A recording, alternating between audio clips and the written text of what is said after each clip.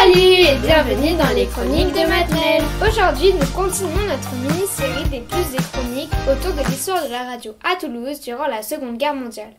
Ce troisième épisode évoque les radios toulousaines, des outils de propagande.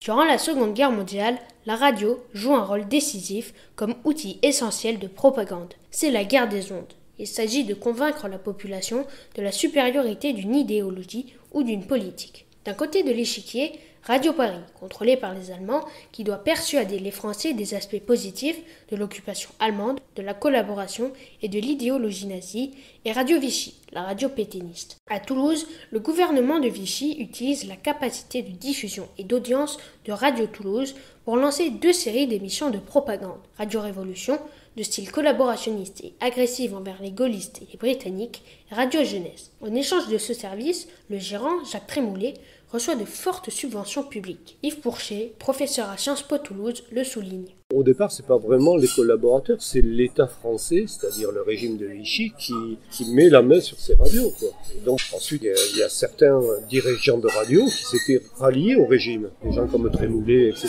se rallient. De l'autre côté, la BBC, avec la section française Radio Londres, appelle à la résistance.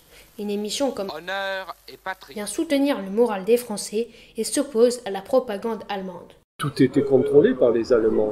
Le contrôle allait jusqu'au bout, puisqu'à un moment donné, on a tenté de ramasser les postes. En effet, les autorités nazies et le régime de Vichy répriment l'écoute des radios étrangères. Ainsi, à Boutz, dans le sud de la Haute-Garonne, le 10 septembre 1943, des habitants réunis autour d'un poste écoutent Radio Londres, y compris depuis la rue, la fenêtre étant ouverte.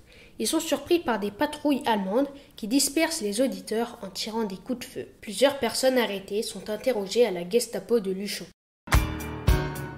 Merci à toutes et à tous et à bientôt pour une nouvelle vidéo.